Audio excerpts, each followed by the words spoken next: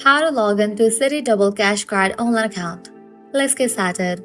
Launch your preferred browser and then type in Citi Double Cash Card and then search for it. With that, different website links will appear. Navigate to this one website option, Citi Double Cash Card, open it. You'll be directed to the official website of it. Now here you're gonna see the option of apply now. If you haven't applied for the card, you can click on the option of apply now and go through the process. After you get the card, now how to log into it. At the top right corner, you're gonna see the option of sign on. Go ahead and click on it.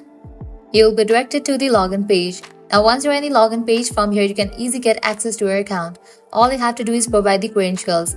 In the case you haven't created your account yet, click on the option of register or activate and go through the process. Once you create the account, now you'll be able to get access to your credit card. Go ahead and type in your user ID and password. If you want to save your login info, check in for the option of remember user ID. If you have forgotten the user ID or password, you can click on these options to recover it.